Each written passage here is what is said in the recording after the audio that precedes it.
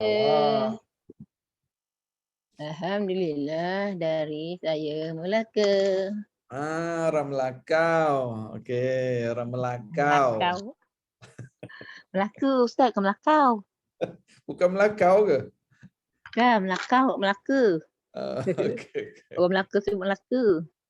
Okey. Marah orang Melaka sebut Melakau. Tak marah Ustaz. Tak marah. Norizah dari Shah Alam, Nordalilah Putrajaya, Zakiyah dari Singapura. Masya-Allah. Rusnah dari Sepang, Rusnah dari Kepala Batas, Rahayu dari Sepang. Alhamdulillah. Iksan Haji Ramli, Sungai Petani, Khadijah dari Rawang, Jelah dari Shah Alam. Okey. Maknanya Alhamdulillah, jelas. Jadi Alhamdulillah. kita mulakan kuliah kitab Riyadhus Salihin kita pada petang ini. Kita mulakan sikit, kita baca surah Al-Fatihah. A'udzubillahi minasyaitonirrajim. Bismillahirrahmanirrahim. Alhamdulillahirabbil alamin, arrahmanirrahim, maliki yaumiddin. Iyyaka na'budu wa iyyaka nasta'in. اهدنا الصراط المستقيم صراط الذين أنعمت عليهم غير المغضوب عليهم ولا الضالين آمين. الحمد لله والصلاة والسلام على رسول الله وعلى آله وصحبه ومن والاه. Tersambung pengajian kitab Riyadhus Salihin berkenaan dengan muraqabah. Muraqabah yang saya sebut CCTV kita, dan hari ini kita masuk hadis yang kedua. Kalau buku sama dengan saya pada muka surat 83, bawah sekali. Kalau buku sama dengan saya muka surat 83. Kak Norizah kata cantik rumah Ustaz. Oh, memang rumah saya cantik. Saya memang ada banyak rumah. Ni lagi cantik. Nak lagi cantik, ada lagi, banyak lagi. Cukuplah. Okey. Jadi kita baca hadis yang kedua daripada kitab Riyadhus Salihin. Kalau kitab sama dengan saya ni muka surat 83. Hadis yang kedua paling bawah. Bismillahirrahmanirrahim. Jumpa tak? Masing-masing jumpa tak? Bab muraqabah, hadis yang kedua. Did you find? An Abi Dzar Jundub ibn Junadah wa Abi Abdurrahman Muadz bin Jabal radhiyallahu anhuma an Rasulillah sallallahu alaihi wasallam qala ittaqillaha haitsuma kunta وأتبع السيئة الحسنة تمحها وخالق الناس بخلق حسن رواه الترمذي. Petang-petang saya ni cepat menguat. Sebab apa? Sebab apa petang-petang jadi menguat? Air sekelas. Sebab apa bila petang jadi macam mengantuk baca kitab? Ambil air sekejap. Saya ambil air sekejap sekelas. Minta maaf.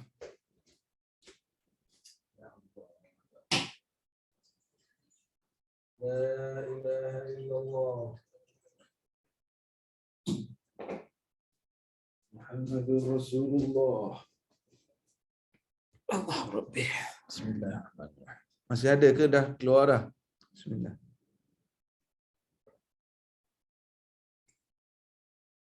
Alhamdulillah.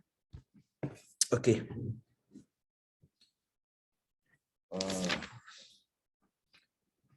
Bismillahirrahmanirrahim. An Abi Dzar Jundub bin Junadah wa Abi Abdurrahman Muadz bin Jabal radhiyallahu anhuma an Rasulillah sallallahu alaihi wasallam qala ittaqillaha haitsuma kunta wa atbi'is sayyi'ata alhasanata tamhuha wa khaliqin nasi bi khuluqin hasan.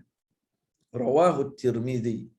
Dari Abi Dzar iaitu Jundub bin Junadah dan Abu Abdurrahman iaitu Muadz bin Jabal radhiyallahu anhuma, dari Nabi daripada Rasulullah sallallahu alaihi wasallam sabdanya, Ittaqillah, bertakwalah kepada Allah di mana saja engkau berada. Dan ikutilah perbuatan buruk itu dengan perbuatan baik. Maka kebaikan itu dapat menghapuskan keburukan tadi, dan pergaulilah para manusia dengan budi pekerti yang bagus. Wa Tirmizi. Kita dalam bab muraqabah, CCTV, pengawasan Allah Subhanahu wa taala di mana kita berada pada waktu bila sekalipun. Itu muraqabah. Jadi hadis yang kita baca pada petang ini, Nabi SAW berpesan 3 perkara. Apa 3 perkara? Apa tak 3 perkara tu apa dia? Apa 3 perkara? Yang pertama apa? Nabi pesan 3 perkara ni. Ada 3 perkara dalam hadis petang ni. Cuba tulis di ruangan chat. Apa 3 perkara tersebut? Yang pertama. Tulis sikit biar hilang ngantuk. Yang pertama apa? Ustaz, kita orang tak ngantuk Ustaz. Ustaz tu yang ngantuk. Ikut.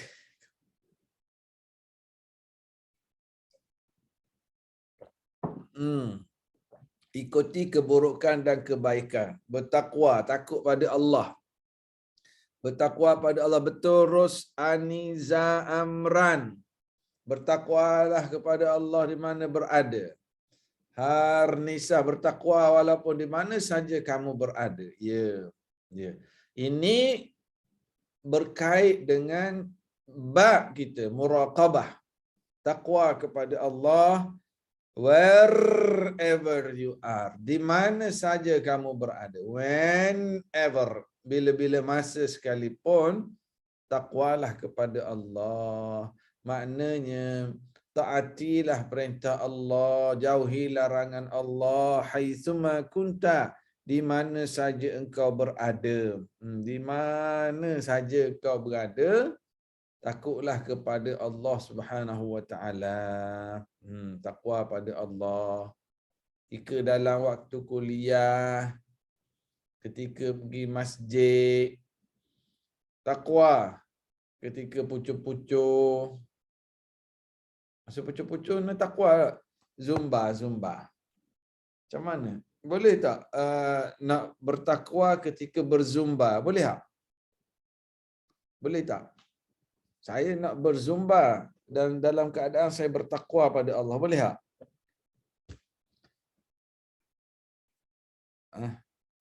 Boleh tak? Cuba jawab. Orang yang nak berzumba, dia boleh bertakwa tak masa berzumba? Cuba respons sikit. Zumba ni apa sebenarnya? Zumba tu apa dia zumba?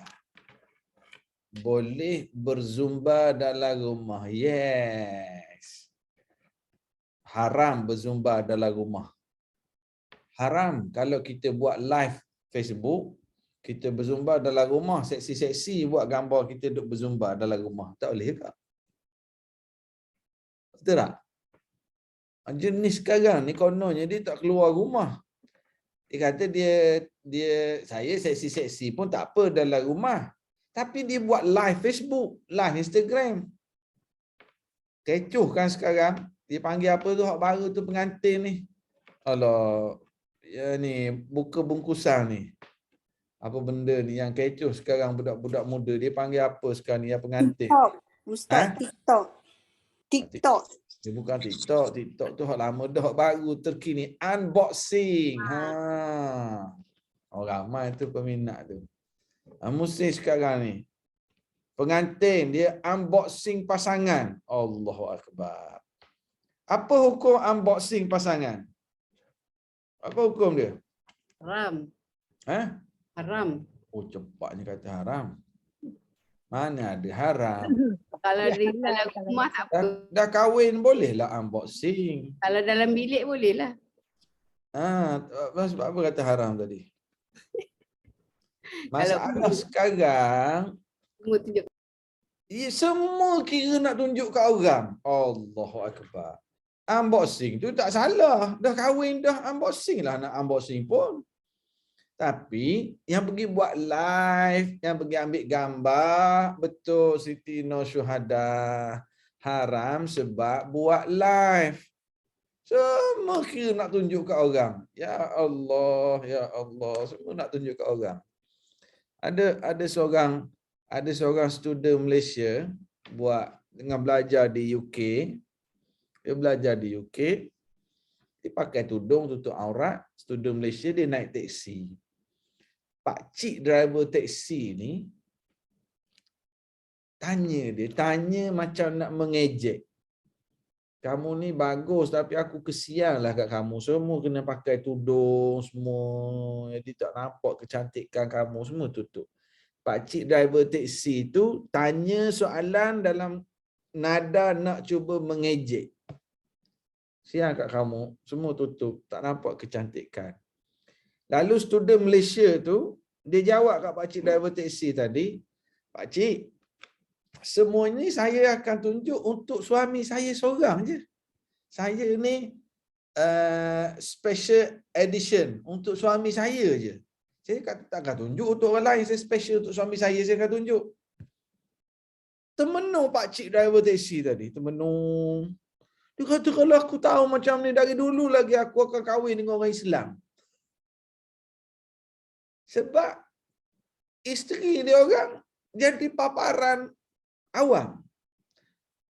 Jadi ittaqillah haitsuma kunta, hadis yang kita baca ni, bertakwa pada Allah di mana saja kamu berada, apa saja situasi, dalam bilik ke, kamu pengantin ke, kamu pengantin lama ke, sambut anniversary ke, kamu pergi zumba ke, kamu pergi melancong ke, kamu di Masjidil Haram ke, takwalah pada Allah. Kadang-kadang orang takwa pada Allah ni waktu dalam masjid, waktu pergi kuliah. Bila dia pergi melancong, nak pergi tengok kangaroo, pergi ke Perth, pergi ke Sydney, kita tengok kangaroo di Australia. Tak berapa ada dah takwa dia tu. Pakaiannya, tutup aurat, tak tutup aurat, pergi masjid, pergi dengan kuliah bagus. Lepas tengok kangaroo, pergi Jepun pula. Nak tengok Ultraman. Bila dia melancong dia, mananya? Sebab tu hadis ni cerita muraqabatullah, pengawasan Allah yang menuntut kamu wahai manusia supaya bertakwa pada Allah di mana saja kamu berada, pada bila-bila masa sekalipun. Di pasar malam, di uptown, di surau, di Masjid Nabawi, beli ikan pasar, sedang jogging, sedang dalam bilik pengantin baru, sedang dikubur, sedang ittaqillah haitsuma kunta. Bertakwalah kepada Allah di mana saja kamu berada. Dan orang yang bertakwa ini Allah Subhanahu wa taala janji, wa may yattaqillah yaj'al lahu makhraja wa yarzuqhu min haitsu la yahtasib. Orang yang bertakwa kepada Allah, orang yang benar-benar bertakwa, Allah jadikan baginya jalan keluar. Apa saja masalah yang dia hadapi, Allah jadikan dia jalan keluar.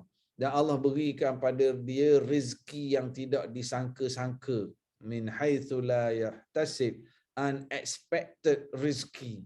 Syarat takwa. Seorang gadis dapat tawaran kerja, tapi bos kata awak nak kerja sini boleh, tapi tak boleh pakai tudung kat sini, awak kena pakai skirt. Dia perlu duit. Dia perlu kerja, pergi interview banyak tempat dah tak dapat. Ini dapat, tapi syarat kena buka tudung, tak boleh tutup aurat.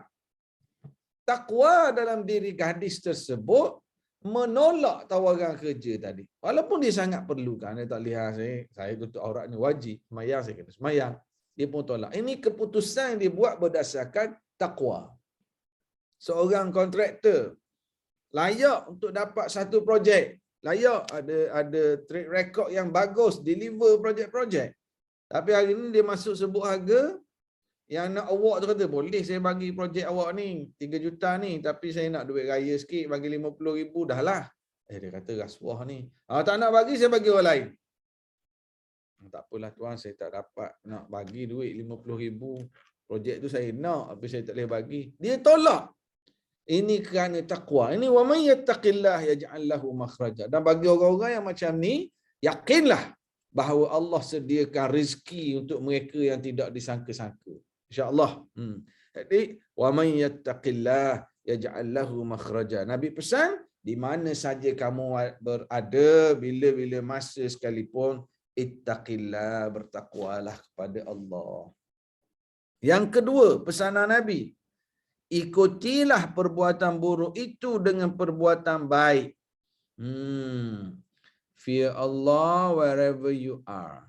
Do good deeds after doing bad ones. The former will wipe out the latter. Jelas maksud dia. Ini jelas maksud. Lepas tu kadang-kadang kalau English translation ni lagi tepat. Kalau baca yang bahasa Melayu ni, dia kata apa? Ikutilah perbuatan buruk itu dengan perbuatan yang baik. Ada tak yang versi bahasa Melayu yang lain sikit perkataan daripada yang saya ni? Kalau yang saya ni dia kata, ikutilah perbuatan buruk itu dengan perbuatan baik. Maksudnya apa ni? Ada tak perkataan version lain yang ikutilah perbuatan selain pada perkataan ikuti tu, ada tak perkataan lain? Ikuti. Lepas tu dia kata, maka kebaikan itu dapat menghapuskan keburukan tadi. Tapi yang Kak Ros Aniza Amra bagi ni, lakukanlah, Kak Rahayu, dia tulis apa tu Kak Rahayu? Lakukanlah kebaikan setelah keburukan. Lagi ada tak terjemahan versi lain yang bahasa Melayu? Yang ni cantik ni. Iringilah keburukan dengan kebaikan. Kak Maziah. Dia lagi banyak kita jumpa versi-versi ni lagi bantu kita faham. Do good deeds after doing bad ones. The former will wipe out the later. Masya Allah, Masya Allah. Atbi' ni begini. Kamu buat dah ni, kamu buatlah yang ni untuk timbus dia. Kamu buat sayyi'ah, kejahatan, kamu buatlah kebaikan untuk menutup kejahatan tadi. Lakukanlah kebaikan setelah keburukan. Pasti ia akan menghapuskannya. Maksud yang mudah kita faham, bila buat dosa, bila buat maksiat, datanglah dengan sayyi'ah tu dosa. Sayyi'ah tu kita buat dosa, buat maksiat. Atbi'i sayyi'atal hasanah. Dengan hasanah. Hasanah tu apa? Hasanah yang paling besar selepas buat dosa, hasanah apa? Cuba teka. Yang dapat teka ni dapat hadiah pertama untuk talaqi dengan Syekhah. Nama benda tadi, Syekhah apa tadi? Anis. Syekhah apa tadi? Inas. Siapa yang jawab betul dapat talaqi dengan Syekhah. Syekhah Inas. Dan juga Syekhah Raja Hanaliza. Boleh? Amin. Betul Kak Rayu sebut bertaubat. Sayyi'ah ni Hanisah sebut solat sunat taubat. Hanisah Tajuddin. Harnisah Tajuddin ni orang pertama jawab solat sunat taubat. Harnisah Tajuddin, tolong hubungi urus penganjur untuk buat arrangement dapat talaqi dengan Syekhah Anisah tadi. Harnisah Tajuddin Okey, ni penerima pertama, taubat. Puan Hanisah DM penganjur. Okey. Jadi wa atbi'is sayyi'atal hasanah. Saya suka dengan yang ni tadi. Do good deeds after doing bad ones. Mana dah buat sayyi'ah, bad ones, datangkan dengan good deeds, dengan hasanah. Dan sebaik-baik hasanah, selepas seseorang buat sayyi'ah, buat dosa, hasanah yang terbaik ialah taubat kepada Allah Subhanahu wa taala. Taubat. Yang terbaik adalah taubat. Jadi itu maksud. Bila buat kejahatan, buatlah kebaikan untuk tutup. Please, jangan silap faham. Tulis sikit. Tulis dulu. Tulis. Saya nak minta semua orang tulis. Tulis apa? Tulis gini. Jangan silap faham. Tulis je. Tulis je. Tolong tulis. Jangan silap faham. Boleh tak? Tolong tulis. Jangan. Betul. Terima kasih Kak Rahayu. Siti Nur Syuhada. Jangan silap faham. Minta 2-3 orang lagi tulis. Cukup 10 orang tulis baru saya sambung silap faham apa. Norizah binti Amir 3. Jun, jangan silap faham. Rohaniza. Saya nak cukup 10 baru saya sambung. Apa jangan silap faham? Iksan, Mazia, Khadijah. 2 lagi. Jangan silap faham. Siti Junaidah. Seorang lagi. Okey, terima kasih Kak Ramil. Agak-agaknya apa maksud saya jangan silap faham? Pada poin bila buat sayyi'ah, buatlah hasanah. Kerana hasanah ini akan menutup sayyi'ah. Apa silap faham di sini? Kemungkinan rompak rumah orang, lepas tu sedekah. Itu tak masuk dalam hadis ni. Minta rasuah ataupun beri rasuah, dapat projek. Lepas tu sedekah dekat sekolah tahfiz anak yatim. Dia tak jadi gitu. Ya, betul Hanisa. Jangan silap faham, boleh buat jahat tak apa, nanti kita buat hasanah. Ya, betul. Ini maksudnya. Jadi sekali lagi Hanisah Tajuddin dapat tapi dapat dah tadi. Hadiah yang sama je lah. Betul. Betul. Jangan silap faham. Oh, hari ni kita belajar hadis. Nabi kata siapa yang buat sayyi'ah, buatlah hasanah. Sebab hasanah menutup. Jangan silap faham. Bukan begitu maksud dia. Oh, saya ni nak pergi ngumpat orang lah. Saya pergi ngumpat, bawang semua siap dah bawang. Saya pun maya sunat, baca Quran. Kan baca hadis kan? Bila buat sayyi'ah, buatlah hasanah menutup dia. Tidak, bukan gitu. Hasanah yang paling utama ialah taubat kepada Allah. Dan ia bukan untuk beri ambil mudah orang supaya boleh buat dosa nanti cover dengan kebaikan. Tak. Tetapi hadis ini tuju kepada orang yang dah buat dosa. Jangan putus asa. Bila kita dah buat dosa, kita ada buat dosa Ustaz. Jangan putus asa.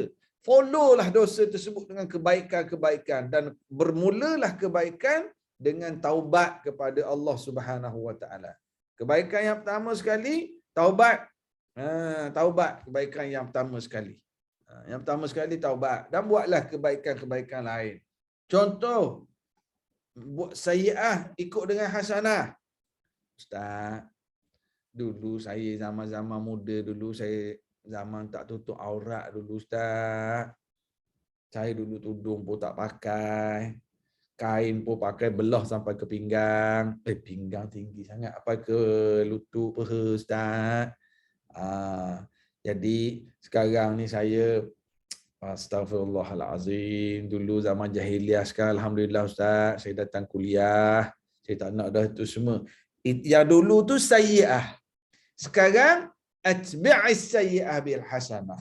Hadiri majlis ilmu, mayang sunat, bersedekah, tolong orang, puasa sunat, baca Quran, masuk kelas Quran, belajar Quran. Itu hasanah-hasanah untuk menutup sayyi'ah-sayyi'ah kita dulu. Jelas Jangan silap faham.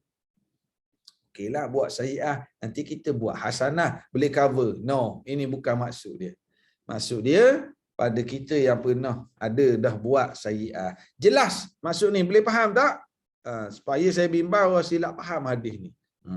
Dan yang ketiga, kata Rasulullah sallallahu alaihi wasallam, khaliqin nas bi khuluqin hasan. Gaulilah para manusia dengan akhlak yang bagus, dengan akhlak yang baik. Berakhlaklah dengan khaliqin nas, berakhlaklah dengan manusia dengan akhlak yang baik. Allahu akbar. Kita ni datang kuliah, kelas online, subhanallah. Kita tak ada SPM, kita tak ada UPSR, ke ada? RS Quran, ada buat periksa akhir tahun ke? Tahun lepas siapa dapat nombor 1? Tak ada Ustaz. Tak ada buat exam? Tak ada. Dan macam mana nak ukur kita berkesan atau tidak kita hadir kelas-kelas? Macam mana kita nak ukur? Kalau anak-anak kita diukur dengan PMR, SPM, kita yang hadir kuliah ini, ukuran yang paling utama, apa dia? Ya betul, pada akhlak kita. Akhlak, macam mana cara kita bercakap dengan suami, macam mana kita dengan jiran, macam mana kita ketika nak marah. Tu self-assessment. Ukuran kita adalah dengan akhlak. Dan akhlak adalah buah kepada ilmu. Tulis sikit, ini poin penting. Akhlak adalah buah kepada ilmu. Sepohon pokok yang orang paling nak dari pokok buah lah. Kecuali pokok sayur. Buah. Jadi ilmu yang kita belajar, kenapa kita belajar ilmu? Nak kuatkan iman. Okey. Ilmu yang bermanfaat, ilmu yang menguatkan iman, kat mana ukurannya? Ukurannya adalah pada akhlak seseorang. Akhlak adalah buah kepada ilmu. Kita dah mula ikut kuliah online, kuliah di masjid, banyak dah Ustaz. Belajar tafsir, belajar hadis, belajar tajwid, belajar qiraat. Macam mana perangai kita dengan suami masing-masing? Para suami macam mana perangai dengan isteri dia? Macam mana kita dengan jiran? Macam mana kita dengan kawan-kawan kat tempat kerja? Di situlah ukuran penilaian. Kita tak ada SPM dah. Soalan tanya akhlak adalah buah kepada ilmu. Maksudnya Ustaz, bila dah belajar, kita praktis. Apa beza belajar, apa beza dah belajar tapi tak 100% praktis, belum dapat buahnya. Buah belum masak. Bukan tak dapat buah, buah tak masak lagi.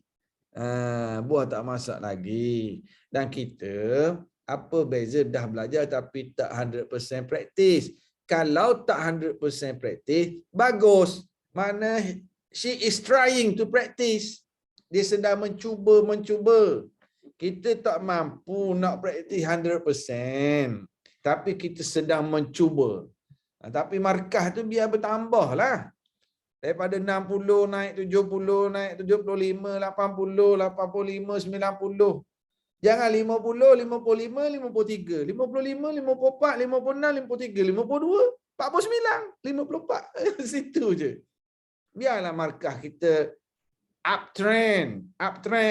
Daripada 50, 60, 70, 80, 85, 90, turun sikit 85, naik balik 90, 87, 92. Biar kat tu. Sokmo. You know sokmo? Sokmo. Continuously. Jadi 100% mungkin kita tak mampu. Tapi kita sedang berusaha ke arah itu. Tapi yang penting ada improvement. Itulah hasil buah dia. Buah mungkin tak masak lagi. Jangan paksa buah durian, jangan pergi kait. Rosak buah, tunggu masak. Dia akan jatuh sendiri.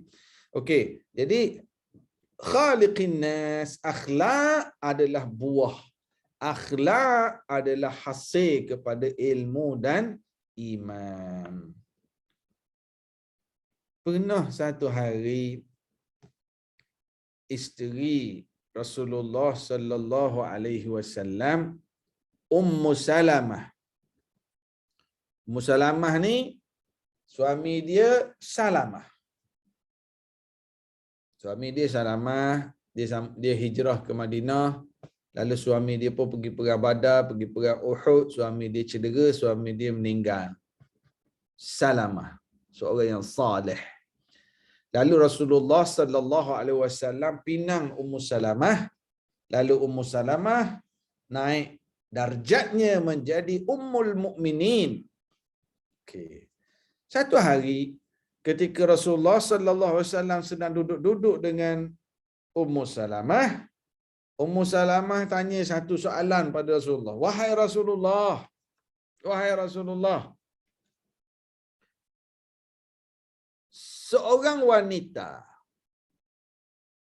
sekiranya wanita ini ada dua suami. Ada tak orang perempuan ada dua suami? Macam mana orang perempuan ada dua suami? Jadi Ummu Salamah kata kalau ada seorang perempuan ada dua suami, perempuan ini masuk syurga. Dan kedua-dua suaminya masuk syurga. Ada tak orang perempuan ada dua suami? Boleh ke? Ada? Ada Kak Rahayu? Ada orang perempuan ada dua suami? Ya betul. Yang kahwin lain selepas kematian suami. Betul. Maknanya kesnya seperti Ummu Salamah. Suami pertama meninggal, dia kahwin lain. Tapi soalan Ummu Salamah pada Rasulullah, bagaimana sekiranya perempuan ini bila dia meninggal, dia masuk syurga. Kedua-dua suaminya masuk syurga. Perempuan ni akan bersama suami yang mana masa dalam syurga tu? Kita nak tanya yang ada petani ni, ramai para isteri ni. Tapi yang dalam ni Ustaz, kita orang semua satu suami je Ustaz. Alhamdulillah. Suami yang terbaik, macam mana nak kira suami yang terbaik? Semayang banyak ke? Puasa banyak ke? Sedekah banyak ke? Baca Quran banyak ke? Ikut kelas online banyak ke? Dia akan bersama suami yang terbaik. Macam mana nak menilai suami yang terbaik? Solat, puasa, zakat, sedekah, zikir. Suami yang paling dia sayang. Dua-dua sayang. Dia Ummu Salamah sendiri, dia sayang pada suami dia Abu Salamah. Atau dia kahwin pula dengan Rasulullah. Dia sayang kat Rasulullah. Macam mana nak suami yang terbaik ni? Dia ukur solat dia ke, sedekah dia ke, zikir dia ke, baca Quran dia ke? Kat mana cara ukur? Mesti ada yang lebih sayang. Suami yang lebih. Ustaz, kita orang tak fikir dah bab tu, Ustaz. Kita orang sayang seorang je. Ramai yang petang ni. Kak Norizah kata, suami yang lebih baik di sisi Allah. Macam mana yang lebih baik? Dua-dua masuk syurga.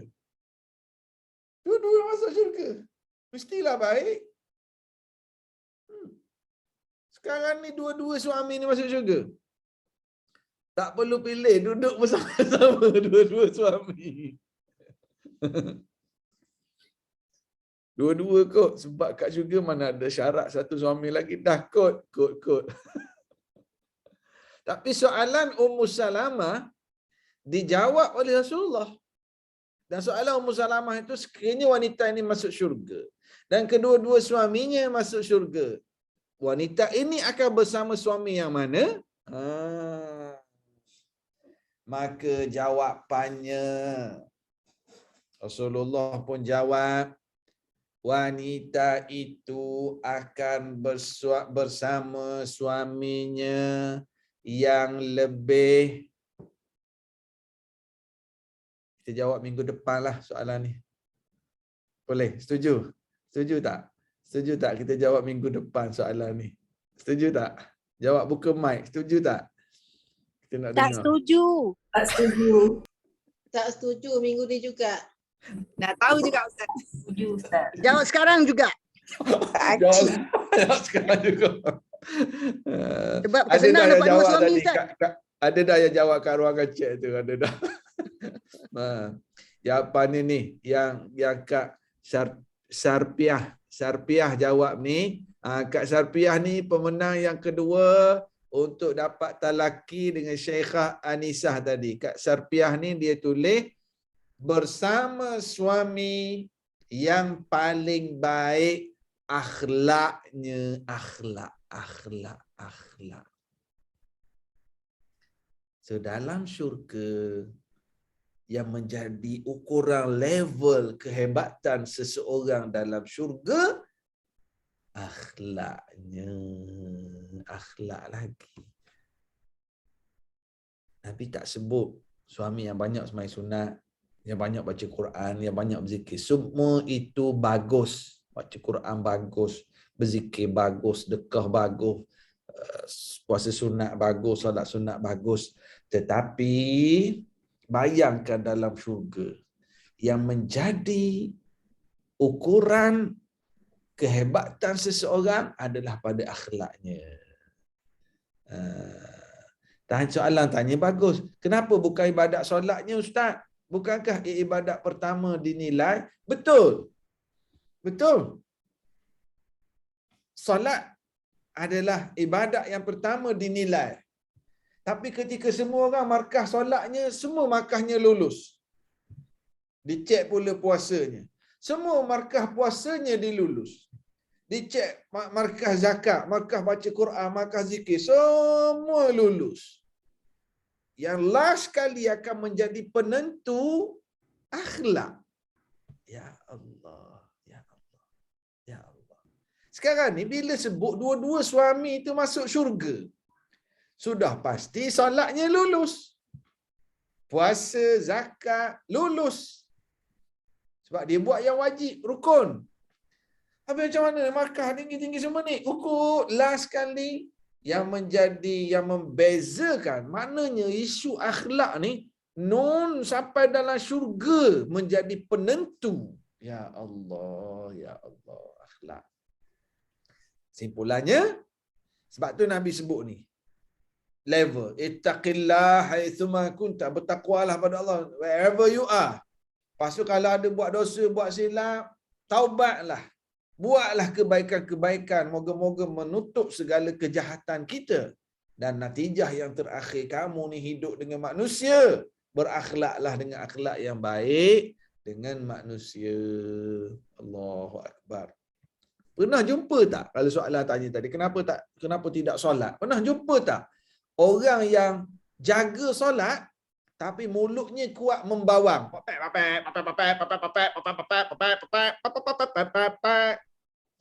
Mayang sunat, bagus. Tapi bak membawang, jiran saya kan, dia tu. Dia ni semayang. Dia ni bayar zakat. Ramadan dia puasa. Mengumpat besan. Besan saya tu memang macamlah cucu dia seorang. Cucu saya juga tu. Dia memang mengumpat perangai akhlak.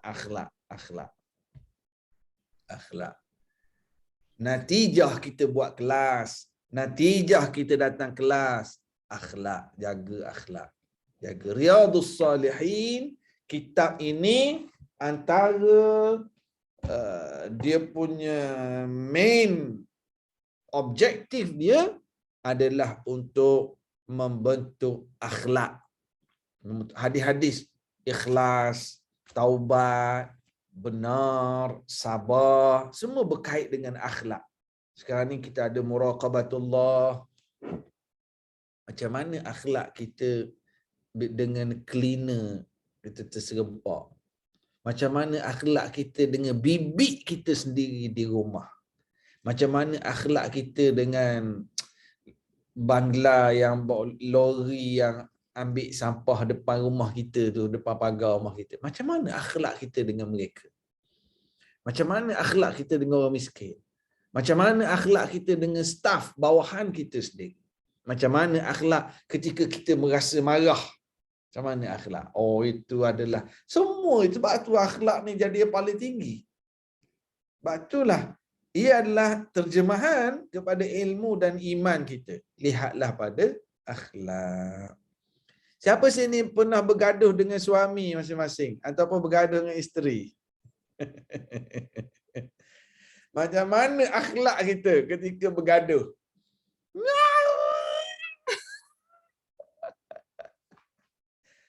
Macam biasa je. Mana? Akhlak. Sebab tu Rasulullah pesan. Oh, Allahu Akbar. Rasulullah bagi tahu ketika Isra Mi'raj, aku melihat ke syurga, dalam syurga ramai orang miskin. Aku melihat ke neraka, aku dapati majoriti penghuni neraka siapa? Nabi kata majoriti penghuni syurga orang miskin. Aku melihat majoriti penghuni neraka siapa dia? Allahu Akbar, Allahu Akbar. Wanita. Kena faham elok-elok Ada orang lelaki tak dalam neraka? Ada tak? Ada. Bukan orang lelaki tak masuk neraka, tapi majoriti orang perempuan. Sekejap. Ada tak orang perempuan dalam syurga? Ada tak? Yang hadir kuliah ni insya-Allah semuanya dalam syurga. Yang rajin majlis ilmu, yang belajar, yang beramal, moga-moga kita semua menjadi ahli syurga.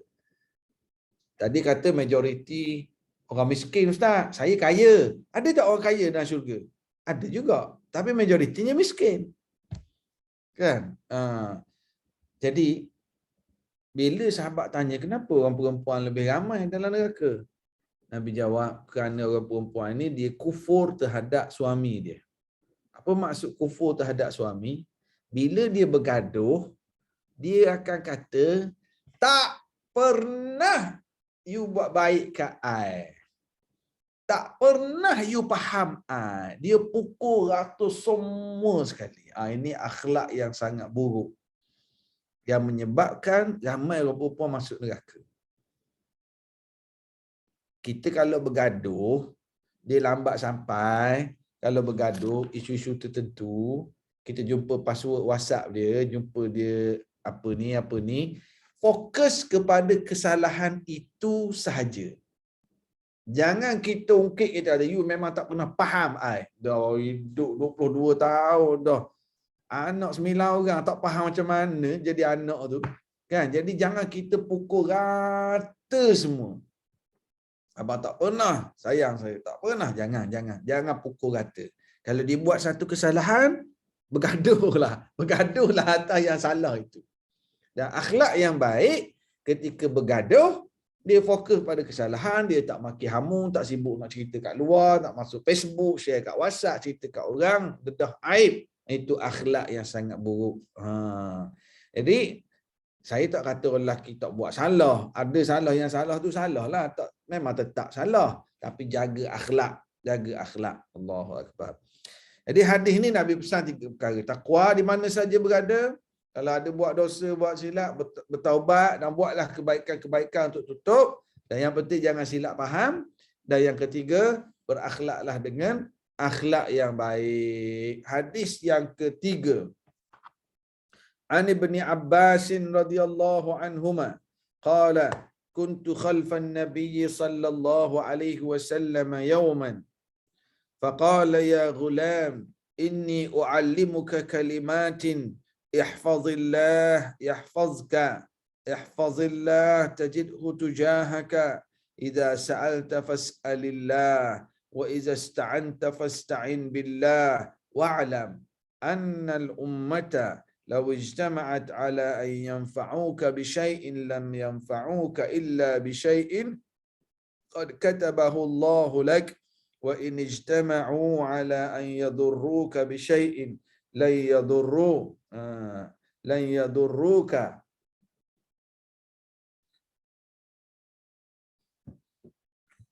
Panjang hadis ni. Kita cuba tengok makna. Kita tengok makna. Dari Ibnu Abbas radhiyallahu anhuma katanya, saya berada di belakang Nabi sallallahu alaihi wasallam pada suatu hari, lalu beliau baginda bersabda. Ada tak perkataan lain? Saya berada di belakang Nabi. Radif sebenarnya dengan makna membonceng. Membonceng. Ya, betul. Yes. Ini perkataan yang tepat. Kak Maziah Yusof. Yang ada tak yang ada English translation? Dia sebenarnya radif maksudnya membonceng. Yang buku sama dengan saya ni, dekat perkataan Ibnu Abbas kata saya berada di belakang Nabi, tulis sikit kat situ dekat perkataan di belakang, tulis membonceng. Naik motor apa? Cuba teka naik motor apa? Bukan naik motor ni Ustaz. Naik unta ataupun naik penumpang unta ya. Jadi membonceng ini satu perkara bahawa Rasulullah sallallahu alaihi wasallam adanya personal touch baginda. Ibnu Abbas ketika Rasulullah wafat, umur Ibnu Abbas dalam 13-14 tahun. I was riding behind the Prophet. Riding behind ni adakah bermakna kenderaan yang lain ataupun kenderaan yang sama? Tapi hadis ini perkataan Arab dengan makna membonceng bermakna kenderaan yang sama. Kalau I was riding behind the Prophet tu maksudnya kenderaan sama ke kenderaan berasingan? Ada kemungkinan lagi kan? Tapi Ibn Abbas ini dia membonceng belakang unta Nabi sallallahu alaihi wasallam. Maknanya Rasulullah layan budak-budak. Ada anak-anak remaja, "Meh naik dengan aku." Ini salah satu bentuk tarbiyah Rasulullah sallallahu alaihi wasallam. Okey. Lalu baginda bersabda, "Hai anak, ya ghulam, inni uallimuka kalimatin." Wahai anak, sesungguhnya saya hendak mengajarkan kepadamu beberapa kalimah. Ini cara Nabi nak attract. "Oh boy, I will instruct you in some matters." Instruct. Yang ni dia tidak really dengan makna instruct. Ia lebih I will teach you. U'allimuka. Saya nak ajar kepada kamu beberapa kalimah. Saya hendak mengajar pada kamu beberapa kalimah. Apakah kalimah dimaksudkan oleh Rasulullah itu? Peliharalah Allah.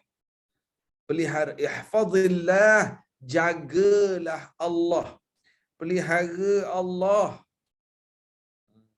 Maksudnya apa? Dengan mematuhi perintah-perintahnya serta menjauhi larangannya, pasti Allah akan menjaga kamu. Be watchful of Allah, commandments of Allah. He will preserve you. Kamu jaga Allah, Allah jaga kamu.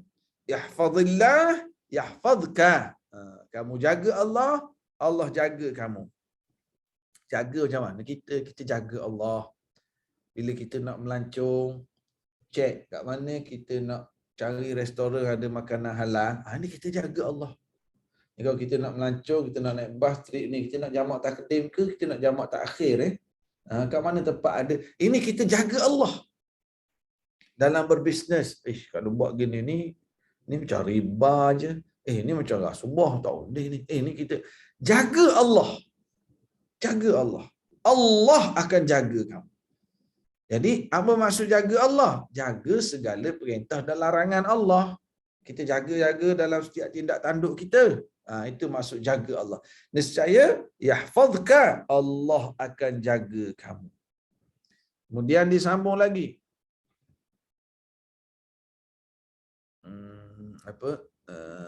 Peliharalah Allah. Pasti engkau akan dapati Allah di hadapanmu. Ihfazillah tajidhu tujahak.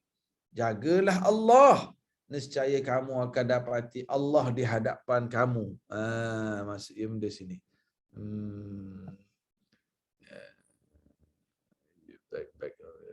If you need assistance, applicate to Allah alone for help. Betul. Ihfazillah, peliharalah Allah, pasti engkau akan dapati Allah di hadapanmu. Maksudnya apa? Maknanya pertolongan Allah, penjagaan, pemeliharaan Allah. Kamu akan dapati Allah di hadapanmu. ya Allah jaga kita lah.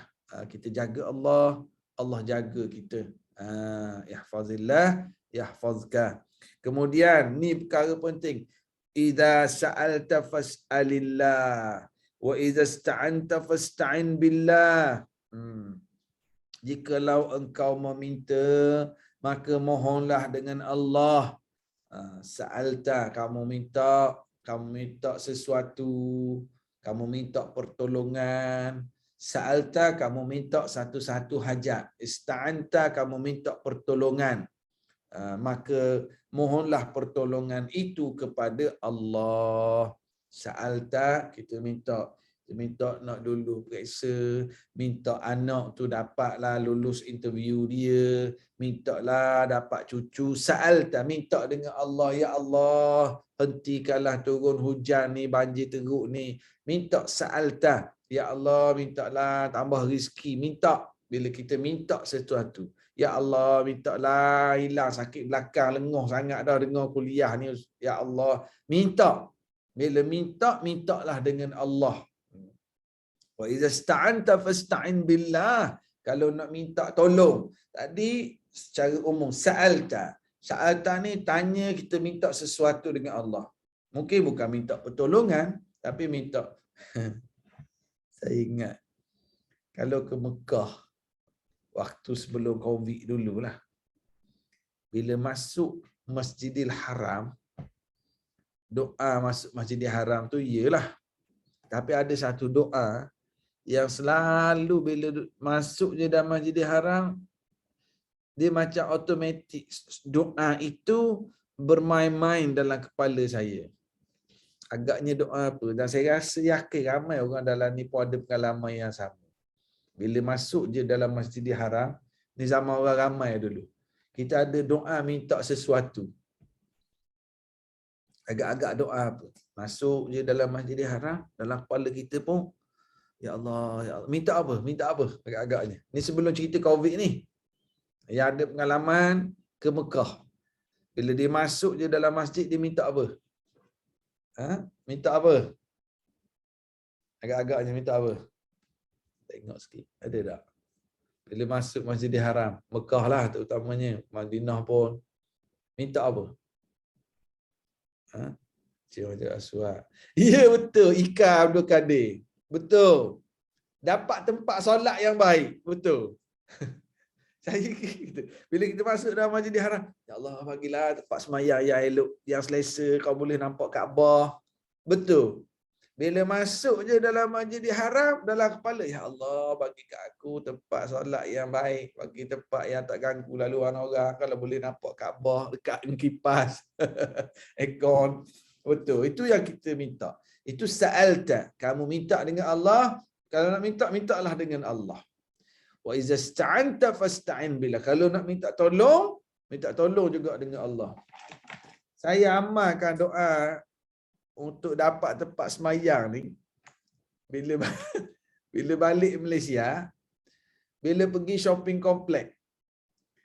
Masuk je shopping komplek. Tapi shopping komplek ni kita tak doa. Kita tak doa nak dapat tempat solat. Kita doa apa? Masuk shopping komplek. Guna kaedah yang sama, masuk Masjidil Haram. Ya Allah, tolong bagi aku tempat solat yang baik. Minta parking. Betul. Intan Bazilah. Ini pemenang yang ketiga. Doa minta parking. Intan Bazilah, sila kontak penganjur kita untuk dapat talaki Quran. Betul jawapan. Allah, baca doa makan masa cari parking. Ini power lagi. Kan? Allahu Akbar. Kak Rahayu kata dapat tempat solat depan Kaabah, tapi ada orang dari Malaysia sesat nak balik hotel. Wah, Intan tadi betul. Maksud saya kita guna pula doa ni untuk cari parking. Kalau kat Mekah, kita doa, ya Allah aku dapat tempat elok. Memang dapat je. Nampak Kaabah, tenang, tak ada orang ganggu dalam saf. Bila balik Malaysia, masuk shopping complex, ya Allah, bagilah parking, bagilah sampai puk, ada kereta keluar. Okey. Tak apa, maksudnya kita amal. Wa idza sa'alta fas'alillah wa idza sta'anta fasta'in billah. Kalau kamu nak minta sesuatu, mintalah dengan Allah. Kalau nak minta tolong, spesifik lagi, juga mintalah dengan Allah. Wa'lam annal ummata law ijtama'at ala an yanfa'uka bi syai'in lam yanfa'uka illa bi syai'in qad katabahu Allah lak. Dan ketahuilah bahawasanya sesuatu umat, seluruh makhluk apabila berkumpul bersepakat hendak memberikan kemaafan, kemanfaatan padamu dengan sesuatu yang dianggapnya bermanfaat untukmu, maka mereka itu tidak akan dapat memberikan kemanfaatan itu melainkan dengan sesuatu yang telah ditentukan oleh Allah untukmu. Ketahuilah bahawa walaupun seluruh umat manusia, seluruh makhluk ni bergabung untuk beri sesuatu pada kamu, tak akan jadi melainkan dengan izin Allah.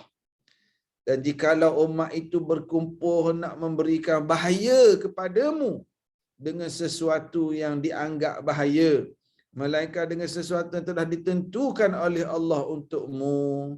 Kalau ada orang nak khianati, orang nak ganggu, nak bunuh, nak seksa, nak buat jahat, ia tak akan berlaku melainkan dengan izin Allah Subhanahu wa taala. Pena telah diangkat, maksudnya ketentuan-ketentuan telah ditetapkan. Dan lembaran-lembaran kertas telah kering, maksudnya catatan-catatan di Lauh Mahfuz sudah tidak dapat diubah lagi. Yang penting ke atas tadi, jagalah Allah, Allah jaga kamu. Diriwayatkan oleh Imam Tirmizi, disebutkan peliharalah Allah, maka engkau akan mendapatkannya di hadapanmu. Mana Allah tolong. Berkenalanlah, ta'arraf ala Allah, berkenalanlah kepada Allah, iaitu tahulah kewajipan-kewajipan yang harus ditunaikan, yang mesti ditunaikan untuk Allah di waktu engkau dalam keadaan lapang, sehat, kaya dan lain-lain. Maka Allah akan mengetahuimu, memerhatikan nasibmu di waktu engkau dalam keadaan kesukaran, sakit, miskin dan lain-lain. Ketahuilah bahawa apa-apa yang terlepas daripadamu itu, yakni keuntungan atau bahaya, tentu tidak akan mengenaimu, dan apa-apa yang mengenaimu itu pasti tidak akan dapat terlepas daripadamu.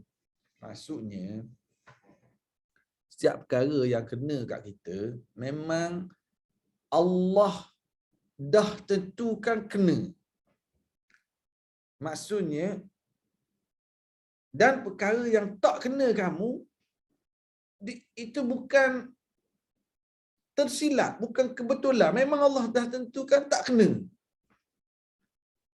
Kadang-kadang kita ada tengok video dalam YouTube, kadang orang duduk share, kereta accident, tayar, duduk kat tepi orang, tak kena orang tu.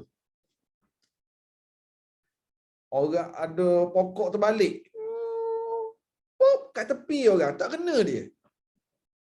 Jadi bukan tersilap apa tu, memang Allah Ta'ala dah tentukan tak kena kamu.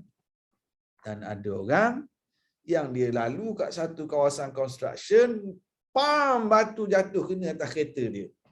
Itu bukan secara tak sengaja, tetapi semua itu adalah dalam aturan Allah Subhanahu Wa Ta'ala. Habis Ustaz, kalau gitu kita tak perlu apa berlaku pun dah ada berlaku dah. Kita kena ikhtiar.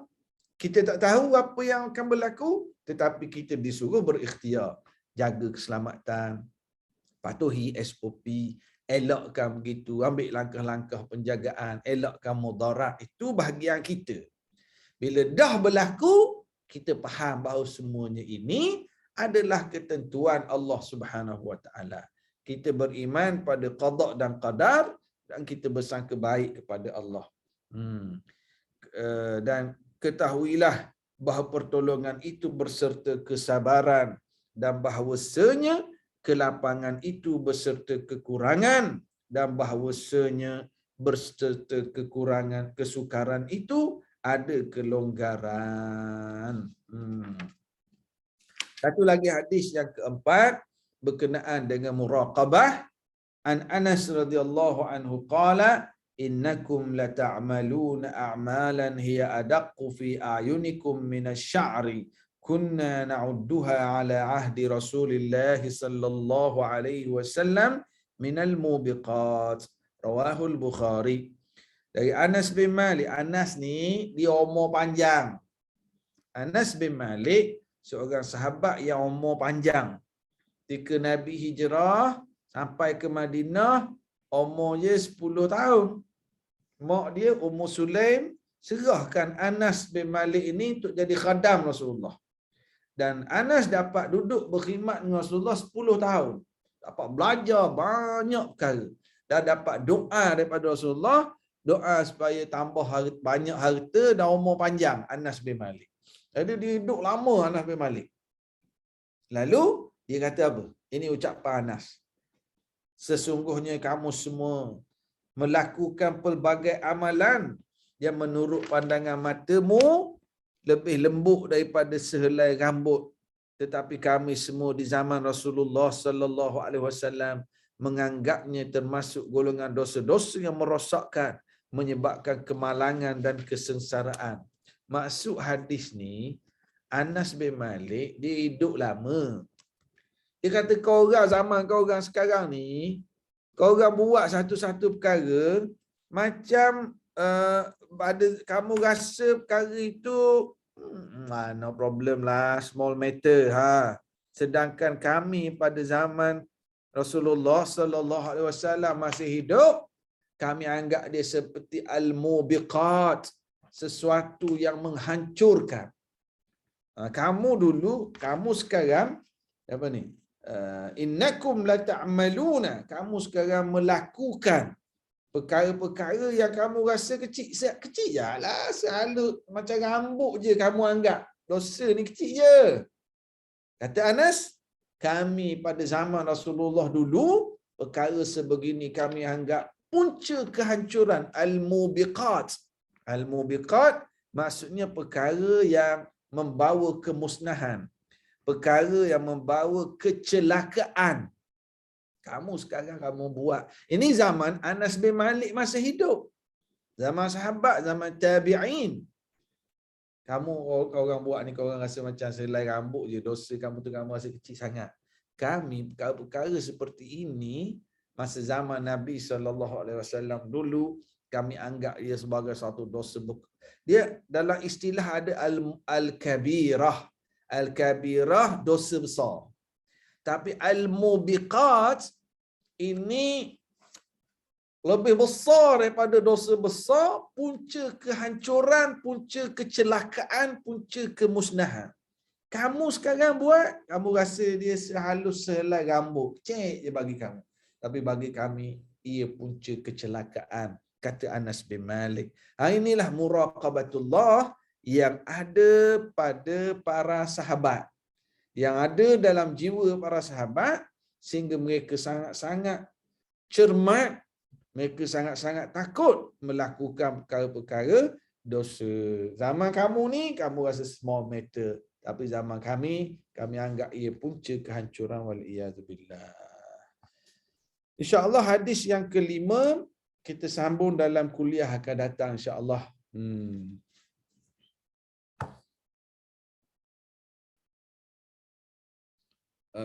Amalan yang dimasukkan itu kesalahan ke? Kesalahan, ya kesalahan. Dosa lah dosa. Junaidah Muhammad Akhir. Maksudnya dosa. Maksud Anas bin Malik, kau orang ni sekarang, kau orang melakukan dosa yang kau orang anggap macam sehelai rambut kecil je. Tapi amalan macam ni, kalau kami zaman Rasulullah dulu, kami anggap ianya adalah punca kecelakaan. Itulah kerana sifat muraqabah, taqwa yang ada di kalangan para sahabat di zaman Rasulullah sallallahu alaihi wasallam. Jika nak masuk mall agar tidak terlibat dalam satu penipuan harga barang, adakah doa yang khusus Ustaz? Tak ada doa yang khusus. Buat senarai barang nak beli, pergi, jangan merayap. Yang merayau itulah jumpa, kan? Saya bersyukur pada Allah sebab isteri saya dia ada satu penyakit.